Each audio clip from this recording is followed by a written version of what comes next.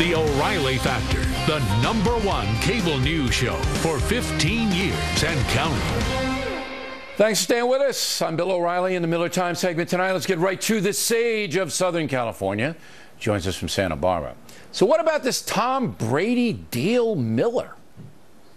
Well, recent NFL history would tell us, Billy, if they had a security video of Brady getting onto an elevator with an armful of inflated footballs and then getting off 15 seconds later with an armful of completely deflated footballs, he would only gotten 2 games. So I would say they've got a bit of a ragtag approach to disciplinary criteria over there. You know, the Brady thing doesn't really bother me because, can I be honest with you?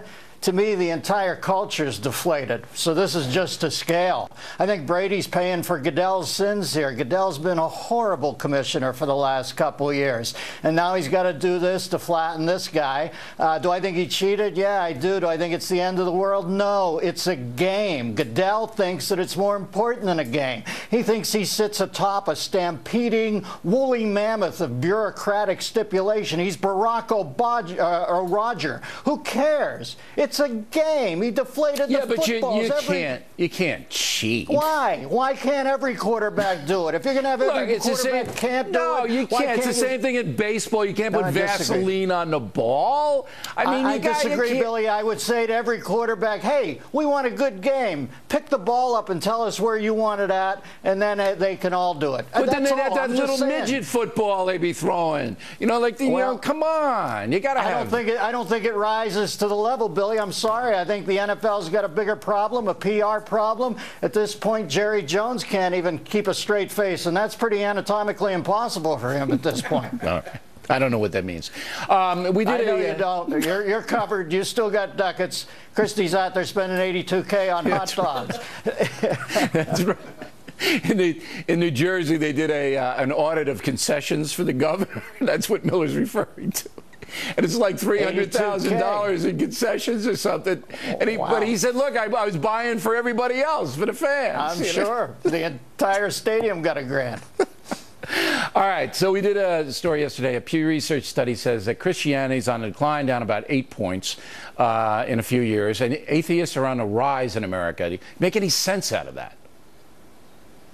Well, I'm trying to play it smart. I've invested in a lot of catacomb timeshares because I think Christians are going to get flattened over the next few years, the next few decades. But you know why? Because they don't behead you if you flatten them. So I think they're going to end up getting flattened. Let's face facts. The coming trend in America is the state is going to be God. I know atheists who deify Barack Obama. That's what's coming down the pike. Now, do I think it'll ever be Christians versus lions again?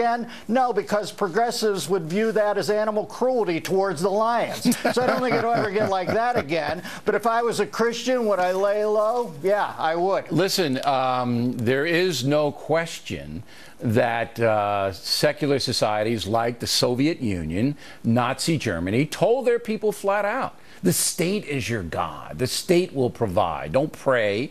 Just, you know, step into line and we'll give you what you need. So that's a very astute observation. No, I don't sense anything approaching Nazi Germany. I don't, because I hate that when people... No, but that's what they did. That's a historical fact. I understand. I don't think it's anywhere there, but if I was a Christian person, I'd zip it. All right. According to new research by Jean-Luc Raoult, animal researcher at the University of Melbourne, robotic dogs are set to replace living dogs as pets in the next decade, Miller. You buying it? Yeah. A lot of this coming out of Japan. Note to self, Japan has lost it again.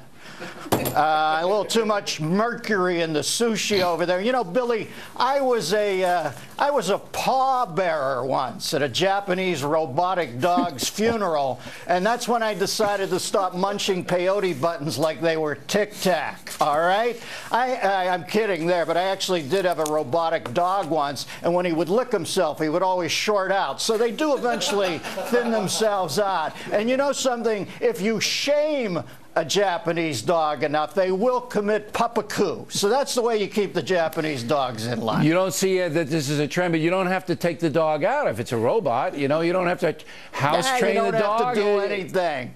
Listen, Billy, nothing matters anymore except those damn footballs. How much are we inflating those footballs? Nothing matters, Dennis Miller, the quote on his tombstone. Well, the quote on my tombstone is going to be, what are you looking at, pal? Or you'll join me soon. And we would like to remind you that Father's Day is coming up. Tickets to the Don't Be a Pinhead show starring Miller and O'Reilly make great gifts for Dad. We'll see everyone in St. Louis, Peabody Opera House, Friday, October 23rd. Next night, October 24th, Rosemont Theater, Chicago. Then we'll be in Charlotte, North Carolina, Friday, November 6th. Hard Rock Hotel, South Florida, next night, November 7th, Saturday. Finally, Phoenix, Arizona at the Comerica Theater, Friday, December 4th. Caesars Palace, Vegas, next night, December 5th. Info on BillO'Reilly.com. Tickets going fast. Don't miss out. Miss Martha McCallum on deck. Chaos inside the derailed Amtrak train last night. How did people really behave? That report after these messages.